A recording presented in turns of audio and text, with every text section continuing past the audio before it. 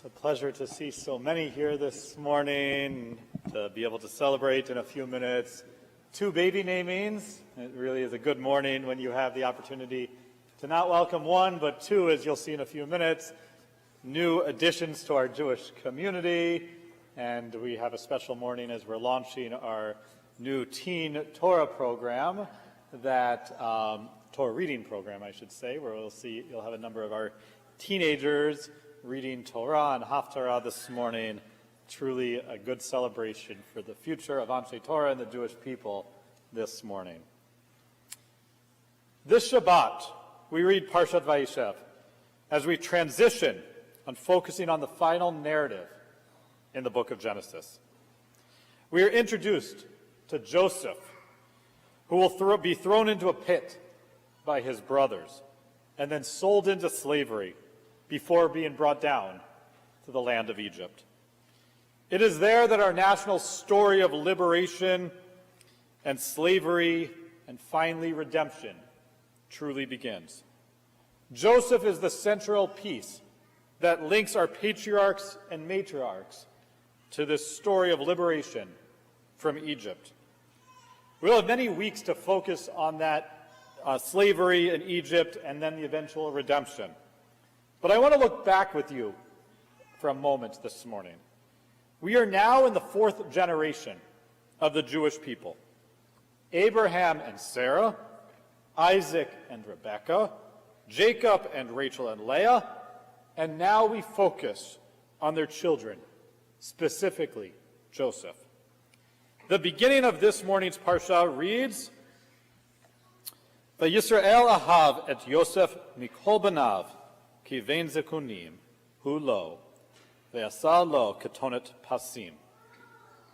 Now Israel, Jacob, loved Joseph best of all his sons, for he was the child of his old age, and he made him an ornamented tunic.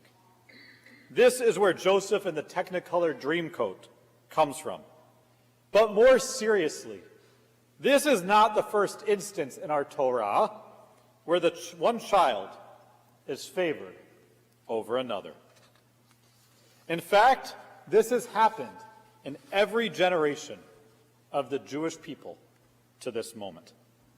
Isaac is favored over Ishmael, Jacob over Esav, and now Joseph over his other brothers.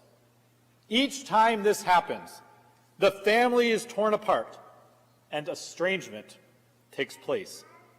A couple of the families finally make amends and repair their wounds. But the Torah is clearly warning us, especially when the verse that I just quoted a minute ago is followed, that it says that the brothers hated Joseph because his father favored him, and they could not say even one friendly word about their brother, leading them to throw him in a pit to die. And it is clear that favoritism and choosing the wrong way of behaving in humanity does not play out well. This is true in our own families and throughout life as well. It's offensive and it's inappropriate when it happens. And the impacts of such choices are glaring. This past week, one of those choices of favoritism has become extremely clear. Columbia University is not interested in ending anti-Semitism that is rampant on its campus. Rather, it is choosing to fuel that anti-Semitism.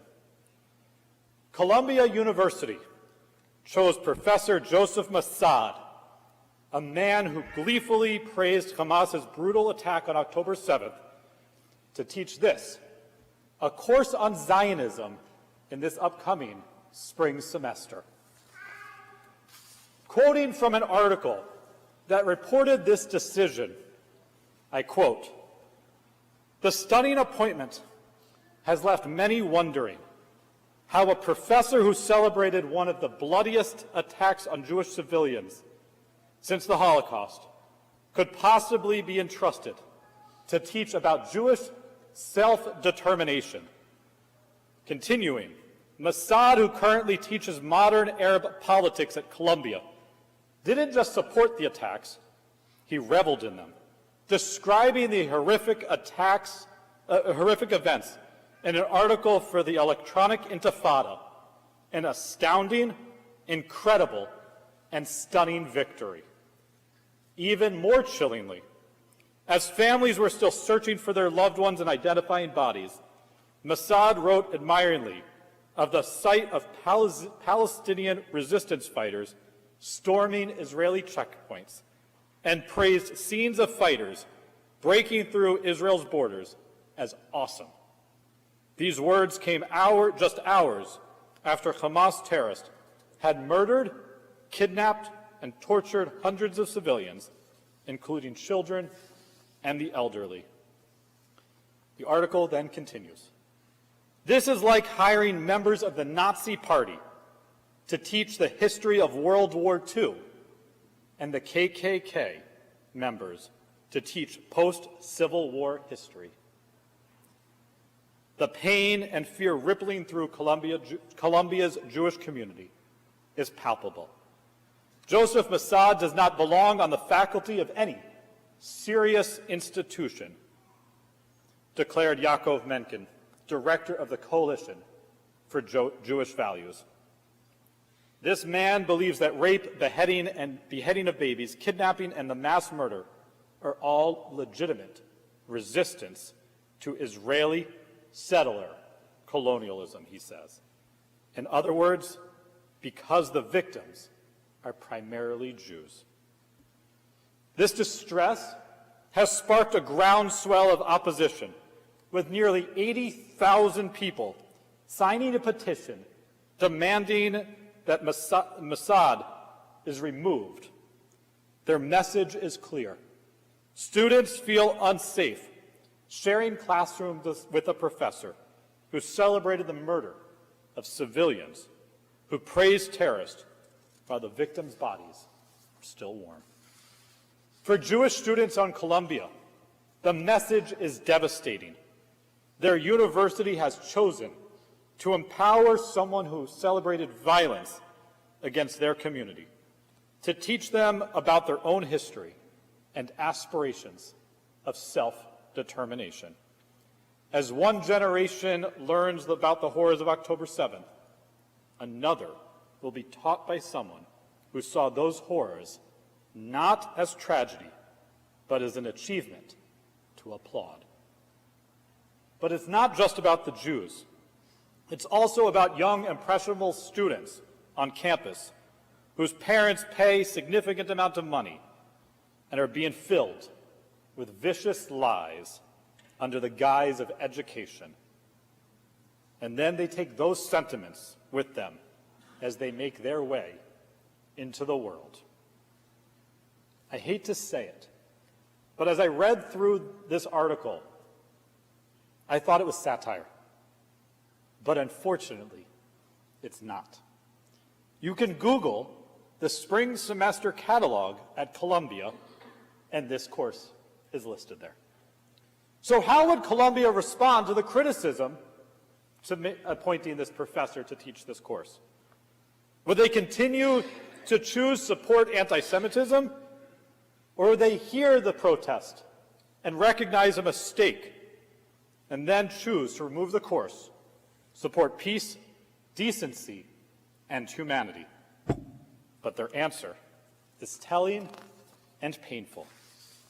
Columbia's response from Tuesday reads, Professor Mossad's statements following the terrorist attack on October 7th created pain for many in our community and contributed to the deep controversy on our campus. We have consistently condemned any celebration or promotion of violence or terror.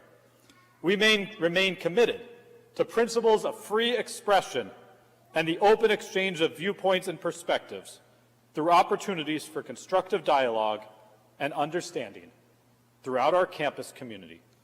And we seek to provide a learning environment in classrooms that promote intellectual inquiry and analytical thinking, along with civility, tolerance, and respect Professor Massad's class is one of 3 courses that Columbia students can elect to take next semester on the subject of Zionism and the history of Israel, 2 of which are offered through Columbia's Institute for Israel and Jewish Studies.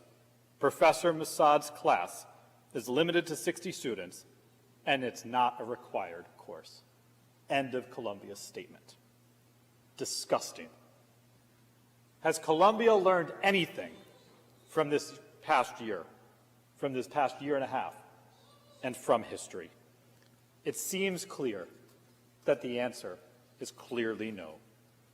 Professor Massad should not be teaching at all on Columbia's campus, and certainly not teaching a class about Zionism. The Torah warns us about what happens when we favor one position that is clearly not accurate over another. Columbia, wake up. You are actively choosing to promote and encourage anti-Semitism throughout your university. We watched your campus become overrun by anti-Semitic protests. We thought you would learn and then make changes. But yet, your true colors are showing, and you've continued to choose and side with the wrong side of humanity. I pray for the safety of the Jewish students on campus, but I can't help but hope there's some form of reckoning for this absolute disgrace of a choice and for choosing to promote anti-Semitism inside your hallways and classrooms. May we soon see a decision from Columbia that promotes peace, humanity, and treats the Jewish people fairly and kindly. Shabbat Shalom.